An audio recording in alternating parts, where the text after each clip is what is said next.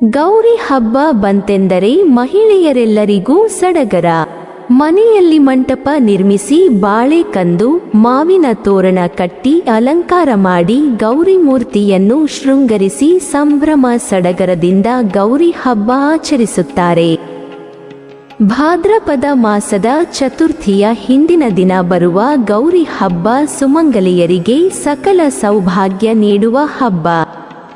ಭಾದ್ರಪದ ಮಾಸದ ಶುದ್ಧ ತದಿಗೆಯಂದು ಹಬ್ಬವನ್ನು ಸ್ವರ್ಣಗೌರಿ ವ್ರತದ ಮೂಲಕ ಆಚರಣೆ ಮಾಡಲಾಗುತ್ತದೆ. ಗಣೇಶ ಹಬ್ಬದ ರೀತಿಯಲ್ಲಿ ವಿಜೃಂಭಣೆಯಿಂದ ಆಚರಿಸದಿದ್ದರೂ ಸರಳವಾಗಿ ಭಕ್ತಿಯಿಂದ ಆಚರಿಸಲಾಗುತ್ತದೆ. ಭಾದ್ರಪದ ಮಾಸದ ಆರಂಭದೊಂದಿಗೆ ಗೌರಿ ಹಬ್ಬವೂ ಬರುತ್ತದೆ.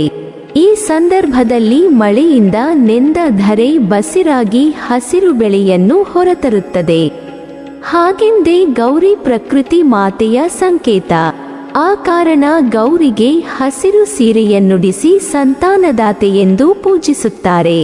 ಪುರಾಣ ಕಥೆಯ ಪ್ರಕಾರ ಗೌರಿಯ ಸಂತಾನ ಸುಬ್ರಹ್ಮಣ್ಯ ಮತ್ತು ಗಣಪತಿ.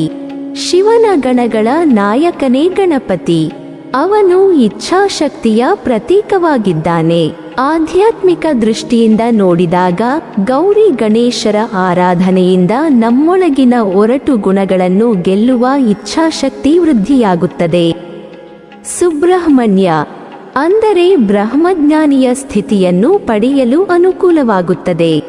ಸಂಸ್ಕೃತದಲ್ಲಿ ಗೌರಿ ಎಂದರೆ ಸುವರ್ಣ ಅಥವಾ ಬಿಳಿ ಬಣ್ಣವುಳ್ಳವಳು ಎಂದು.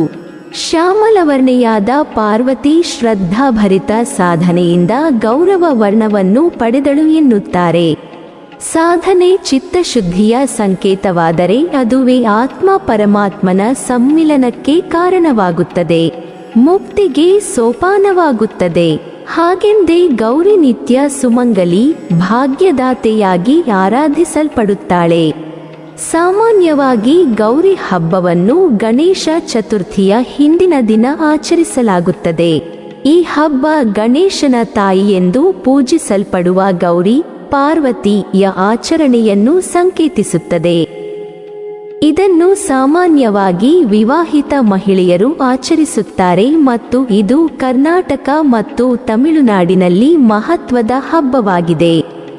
ಇದನ್ನು ಉತ್ತರ ಭಾರತದ ಉತ್ತರ ಪ್ರದೇಶ, ಬಿಹಾರ, ಜಾರ್ಖಂಡ್, ರಾಜಸ್ಥಾನ, ಛತ್ತೀಸ್ಗಢ, ಮಹಾರಾಷ್ಟ್ರ ಮತ್ತು ಮಧ್ಯಪ್ರದೇಶಗಳಲ್ಲಿ ಹರ್ತಾಲಿಕಾ ಎಂದು ಕರೆಯಲಾಗುತ್ತದೆ. ಗಣೇಶನ ತಾಯಿ ಮತ್ತು ಶಿವನ ಪತ್ನಿ ಗೌರಿ ತನ್ನ ಭಕ್ತರಿಗೆ ಧೈರ್ಯ ಮತ್ತು ಶಕ್ತಿಯನ್ನು ದಯಪಾಲಿಸುವ ಸಾಮರ್ಥ್ಯಕ್ಕಾಗಿ ಭಾರತದಾದ್ಯಂತ ಪೂಜಿಸಲ್ಪಡುತ್ತಾಳೆ. ಗೌರಿ ಆದಿ ಶಕ್ತಿ ಮಹಾಮಾಯನ ಅವತಾರ ಎಂಬ ನಂಬಿಕೆ ಇದೆ. ಗೌರಿ ಶಿವನ ಶಕ್ತಿ. ಯಾವುದೇ ವಿವಾಹಿತ ಮಹಿಳೆ ತನ್ನ ಹೆತ್ತವರ ಮನೆಗೆ ಬರುವಂತೆ ಭಾದ್ರಪದ ಮಾಸದ 3ನೇ ದಿನ ಅಥವಾ ತದಿಗೆಯ ದಿನ ಗೌರಿ ಮನೆಗೆ ಬರುತ್ತಾರೆ ಎಂದು ನಂಬಲಾಗಿದೆ. ಮರುದಿನ ಗೌರಿಯ ಪುತ್ರ ಗಣೇಶ ಕೈಲಾಸ ಪರ್ವತಕ್ಕೆ ವಾಪಸ್ ಕರೆದುಕೊಂಡು ಹೋಗುವಂತೆ ಬರುತ್ತಾನೆ ಎಂದು ಹೇಳಲಾಗುತ್ತದೆ. ದೇವಿಯನ್ನು ಸಮಾಧಾನಪಡಿಸುವ ಸಲುವಾಗಿ ಈ ಸಂದರ್ಭದಲ್ಲಿ ಸ್ವರ್ಣಗೌರಿ ವ್ರತವನ್ನು ನಡೆಸಲಾಗುತ್ತದೆ.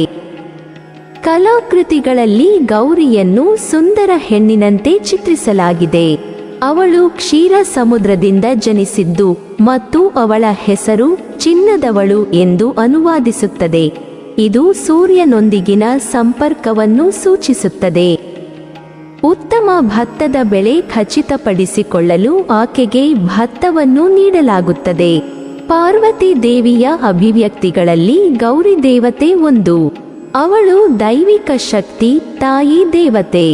ಅವಳ ಪತಿ ಶಿವನಿಗೆ ಪರಿಪೂರ್ಣ ಹೆಂಡತಿ ಎಂದು ಪರಿಗಣಿಸಲಾಗಿದೆ. ಅವಳು ಶುದ್ಧತೆ ಮತ್ತು ಕಠಿಣತೆಯ ಸ್ಪಷ್ಟ ನಿರೂಪಣೆ. ಅವಳು ಶಿವನನ್ನು ಮದುವೆಯಾಗಲು ತೀವ್ರವಾದ ತಪಸ್ಸು ಮಾಡಿದ ಕನ್ಯೆ. ಗೌರಿ ತನ್ನ ಹಿಂದಿನ ಉಗ್ರರೂಪ ಕಾಳಿ ದೇವತೆ ಮುಕ್ತಾಯಗೊಂಡ ಬಳಿಕ ಕಪ್ಪು ಮೈಬಣ್ಣವನ್ನು ತೊಡೆದು ಹಾಕಲು ಅವಳು ತೀವ್ರವಾದ ತಪಸ್ಸನ್ನು ಮಾಡಿದಳು. ಅಲ್ಲದೆ ಇನ್ನೊಂದು ಕಥೆಯಲ್ಲಿ ಪಾರ್ವತಿಯು ಮೊದಲು ಶಿವನನ್ನು ಮೋಹಿಸಲು ಪ್ರಯತ್ನಿಸಿದಳು.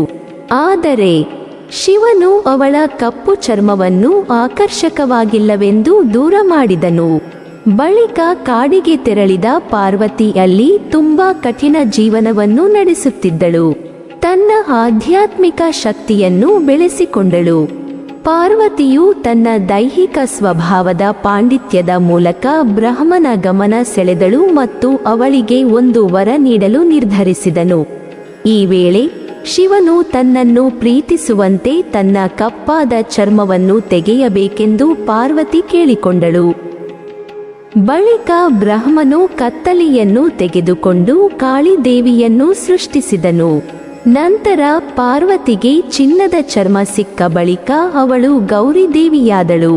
ಅವಳ ಚಿನ್ನದ ಬಣ್ಣದಿಂದಾಗಿ ಅವಳು ಅಕ್ಕಿ ಮತ್ತು ಧಾನ್ಯದ ಸಂಕೇತವಾಗಿದ್ದಾಳೆ.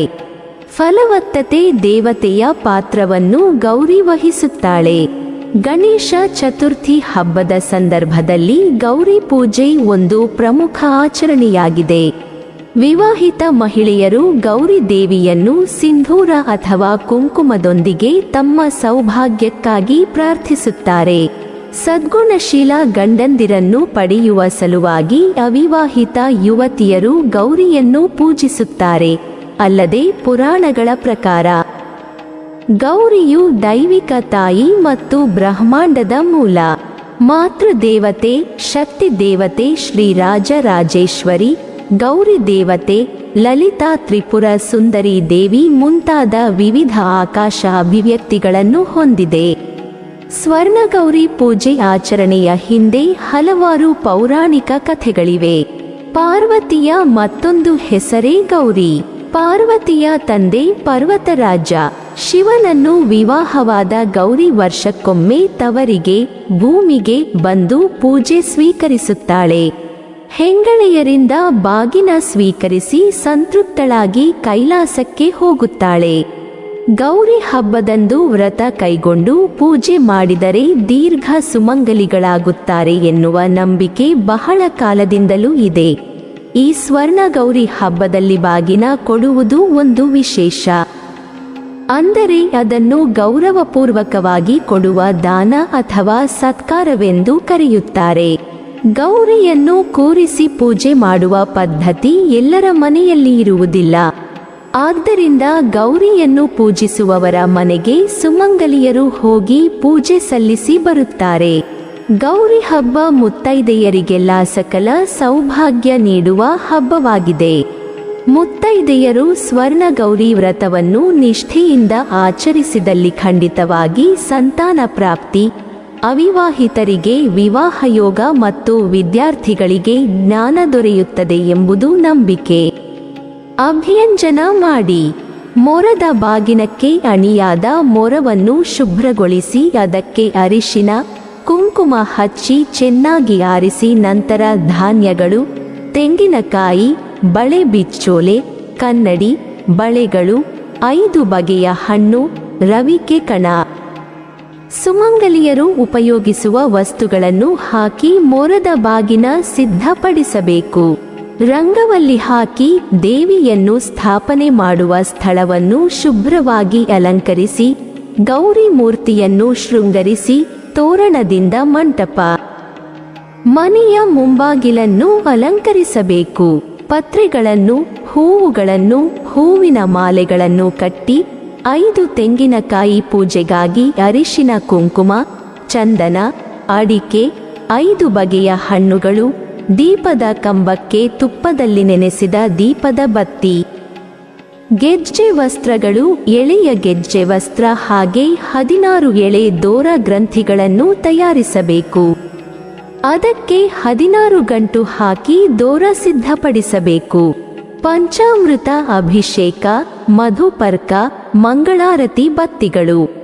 1 ತಟ್ಟೆಯಲ್ಲಿ ಉಪಾಯನ ದಾನಕ್ಕಾಗಿ 2 ತೆಂಗಿನಕಾಯಿ, 4 ವೀಳ್ಯದೆಲೆ, ಅಡಿಕೆ, ದಕ್ಷಿಣೆ, ಸ್ವಲ್ಪ ಅಕ್ಕಿ. ಅದನ್ನು ಮುಚ್ಚಲು 1 ತಟ್ಟೆ ಅಥವಾ ಬಾಳೆಯೆಲೆ ಉಪಯೋಗಿಸಬೇಕು.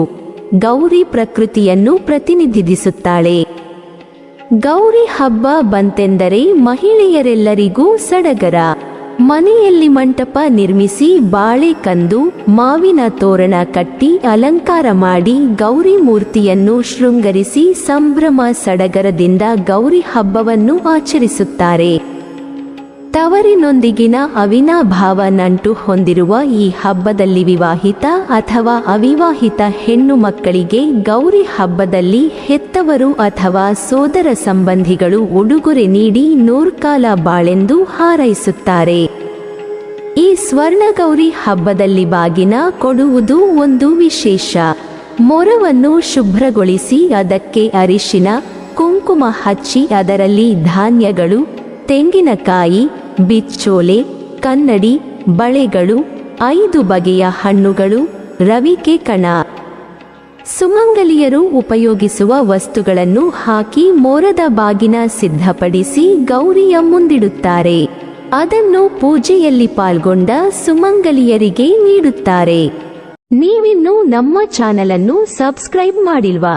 ಹಾಗಾದರೆ ಈ ಕೂಡಲೇ ನಮ್ಮ ಇಂದ್ರಜಾಲ ಚಾನಲ್ ಅನ್ನು ಸಬ್ಸ್ಕ್ರೈಬ್ ಮಾಡಿ ಮತ್ತು ಪಕ್ಕದಲ್ಲಿರುವ ಬೆಲ್ ಐಕಾನ್ ಅನ್ನು ಕ್ಲಿಕ್ ಮಾಡಿದರೆ ನಮ್ಮ ಹೊಸ ವಿಡಿಯೋಗಳನ್ನು ನೀವು ನೋಡಬಹುದು.